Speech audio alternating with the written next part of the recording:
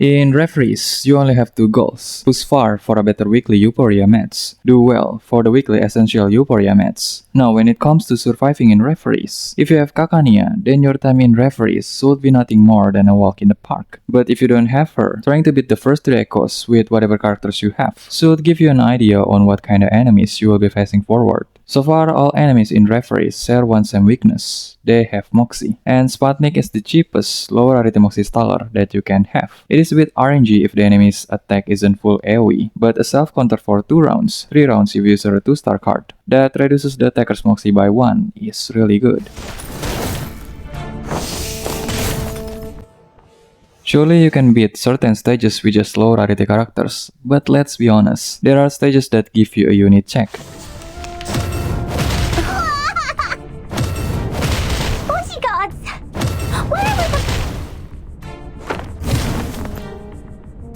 In all teams, aside from the obvious that you need DPS, you need to have at least one core defender. In my case, it was post Euphoria Sarabi and her heal for the first team, post Euphoria Babel and her shield for the second team, and Sputnik and her Moxie Staller for the third team. You need 3 teams because there are stages that require you to beat them up to 3 times. More or less, it is just like in Limbo, where you can no longer use the same previous team. Now, if the stage has an on-start Turin stack or dodge stack, etc., going with Operation Echo to remove them is your way to go. But if you want a free card star rank up for the ally in the first and second position, then you can go with the Mountain Echo one. Of course, each Echo gives better synergy if they are being used for the intended team, but this is just an example, so you can be flexible with the Echoes. Lastly, you don't really care about doing all hard on voyages. Just make sure that at least you can reach the 60k target weekly. And remember, Reveries is about a unit check, so take your time and progress at your own pace.